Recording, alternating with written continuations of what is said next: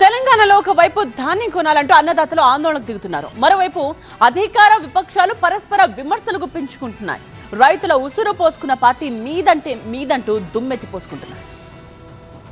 తెలంగాణలో అన్నదాత ఆందోళనలు కొనసాగుతున్నాయి.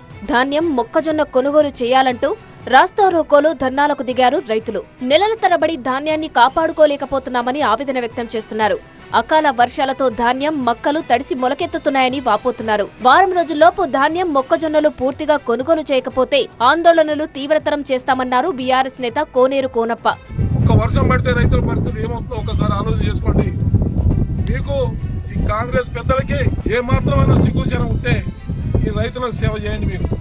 మీరు మాయ మాటలు చెప్తాం, చూటా మాటలు చెప్తాం, ఆఖరి గింజ వరకు కొంటామని ప్రకటనలు ఇవ్వడం తప్పితే మీరు రైతులకు మీకు చేసింది ఏమీ లేదు. ధాన్యం కొనుగోలు చేయకుండా కాంగ్రెస్, బీజేపీ నేతలు నాటకాలు చేస్తున్నారన్న హరీష్ రావు వ్యాఖ్యలను తప్పుబట్టారు కేంద్ర మంత్రి కిషన్ రెడ్డి. మీరిద్దరు ఇదేం డ్రామా? డీజిల్ పెట్రోల్ ధర పెరిగినాయని కాంగ్రెస్ వాడు రోడ్ ఎక్కుతాడు, వడ్లు కొనాలని బీజేపీ రోడ్ ఎక్కుతాడు. ఒకడు ఢిల్లీలో అధికారంలో ఉన్నాడు, ఒకడు రాష్ట్రంలో అధికారంలో ఉన్నాడు. మీరు బాధ్యతలు విస్మరించి మీరు ఇవాళ ప్రజలను ఇబ్బందులకు గురి చేస్తున్నది మీరు. ఎంపీలు ఈడ బీజేపీ ఎంపీలు ఇక్కడగా తిరగాల్సింది. మీరు ఢిల్లీలో పోయి సివిల్ సప్లైస్ మంత్రి దగ్గర కూర్చొని రాష్ట్రానికి 1,40,00,000 కోటా ఇప్పియండి. ఇవాళ రాష్ట్ర ప్రభుత్వాన్ని కూడా అడుగుతున్నాం. గతంలో కేసీఆర్ గారు ఉన్నప్పుడు కూడా అప్పుడు కూడా ఇదే బీజేపీ ప్రభుత్వం వడ్లు కొనమంటే మంత్రులు, ముఖ్యమంత్రిపై మేము ఢిల్లీలో ధర్నా చేసి ఒత్తిడి పెట్టి కొట్లాడి మేము కోటా తెచ్చినాం. మీరెందుకు పోరు ఢిల్లీకి? ఓ బీఆర్ఎస్ నాయకుడు అంటాడు, నువ్వు నేను రా, ఇద్దరం పోయి ధర్నా చేద్దాం. ఆ విషయంలో వాళ్ళు దొంగలు పంచుకుంటారు. బీఆర్ఎస్ స్టేట్మెంట్ ఇస్తుంది మంత్రిని, నువ్వు కూడా రా, నేను కూడా వస్తా, ధర్నా చేద్దాం. ఎవరి మీద ధర్నా చేస్తాను? కేసీఆర్ ఫామ్ హౌస్ ఇంటి ముందు ధర్నా గతంలో చేసినటువంటి పొరపాట్లకు.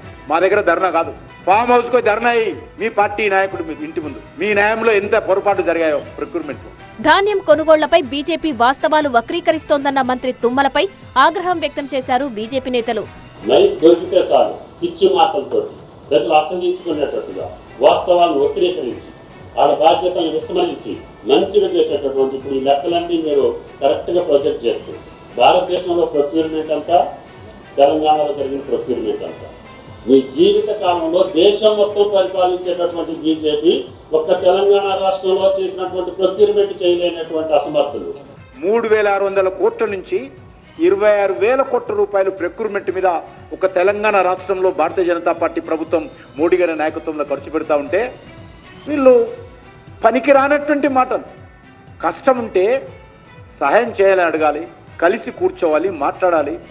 రాజకీయమైన ఆరోపణలు గత నెల రోజులుగా చూస్తా ఉన్నాను. ప్రొక్యూర్మెంట్ స్టార్ట్ కాకముందే కేంద్ర ప్రభుత్వం మీద ఆరోపణలు. ధాన్యం కొనడంలో విఫలమైన రాష్ట్ర ప్రభుత్వం కేంద్రంపై నెపం నెడుతుందని ఫైర్ అయ్యారు కిషన్ రెడ్డి. తెలంగాణ రైతాంగం కూడా అందరూ గమనించారు. తెలంగాణలో మేము వచ్చిన తర్వాత వరి ఉత్పత్తి పెరుగుతుంటే, ప్యాడీ ప్రొడక్షన్ పెరుగుతుంటే, every year every crop paddy production పెరుగుతుంటే కేంద్ర ప్రభుత్వము తెలంగాణ నుంచి కొనుగోలు చేసే ఎఫ్సిఐ రైస్ తగ్గిస్తుంది.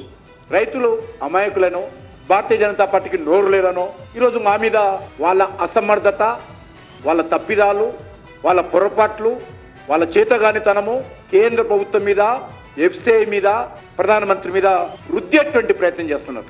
మరోవైపు మంత్రి ఉత్తమ్ కుమార్ రెడ్డి ధాన్యం కొనుగోళ్లపై సమీక్షలు నిర్వహిస్తున్నారు. గన్ని బ్యాగులు, లారీల కొరత లేకుండా చూడాలని అధికారులకు ఆదేశాలు జారీ చేశారు.